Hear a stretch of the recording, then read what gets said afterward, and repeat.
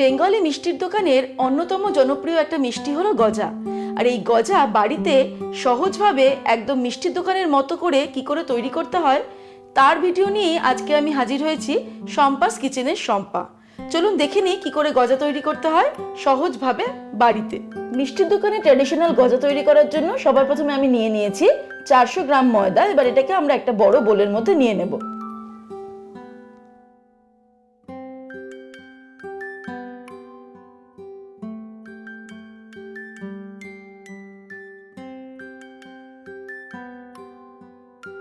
এবারে আমি দিয়ে দিচ্ছি বেকিং সোডা হাফ টিস্পুন।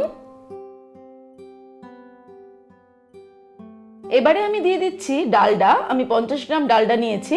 মিষ্টির দোকানের মতো গজা তৈরি করার জন্য কিন্তু অবশ্যই ডালডা ব্যবহার করতে হবে।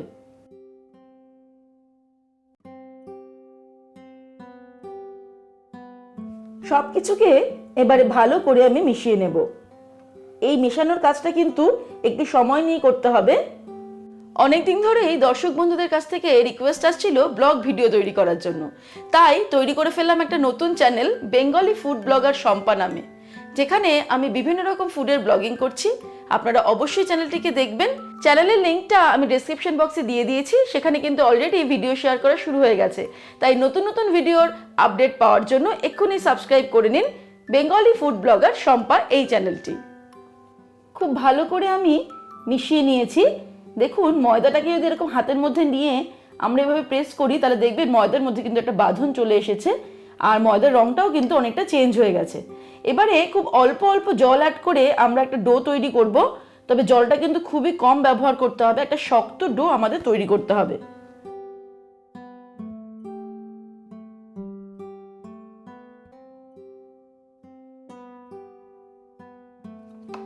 একটা শক্ত ডো আমি তৈরি করে ফেলেছি।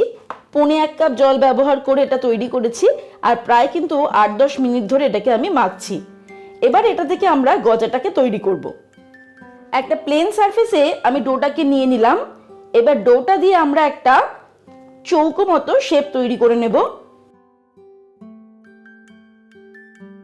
হাত দিয়ে প্রেস করে করে আমি চারিদিকটাকে স্প্রেড করছি। শম্পাস কিচেনের দর্শক বন্ধু আর সাবস্ক্রাইবার বন্ধুদের কাছে আজকে কিন্তু আমার একটা ছোট্ট আবদার আছে। এই রেসিপিতে 500টা লাইক পাওয়ার আবদার।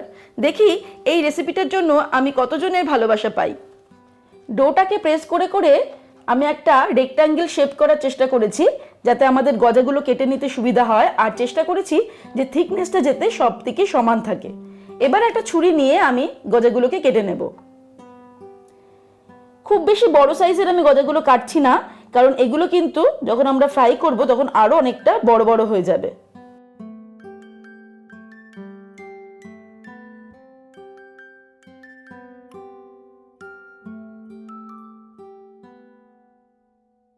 গজাগুলো কাটা হয়ে গেছে।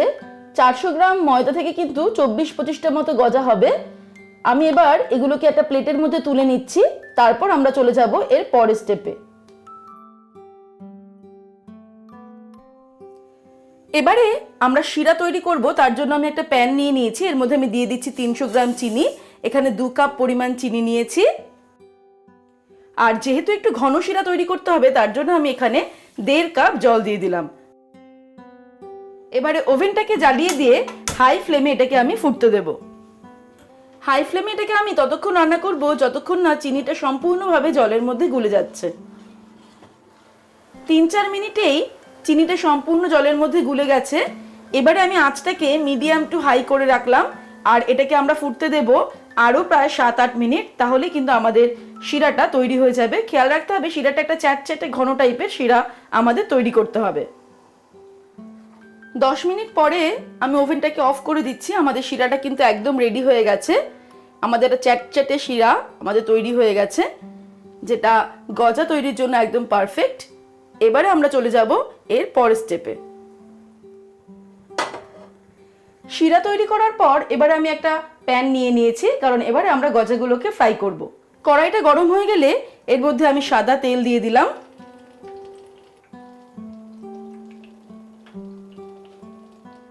তেলটা মোটামুটি গরম হলেই গজাগুলোকে আমরা ছেড়ে দেব। খুব বেশি গরম করার আগেই কিন্তু আমাদের গজাগুলোকে ছেড়ে দিতে হবে।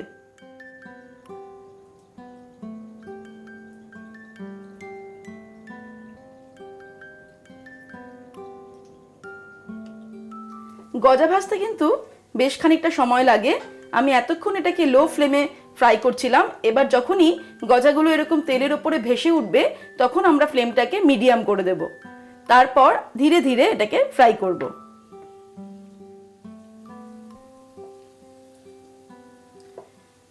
আর একটা কথা আমাদের খেয়াল রাখতে হবে, গজা ভাজার সময় তেলের পরিমাণটা কিন্তু অনেক বেশি নিতে হবে, যাতে যখন আমরা প্রথমে গজাগুলোকে ছাড়বো তখন তেলের মধ্যে সেগুলো ডুবে থাকে।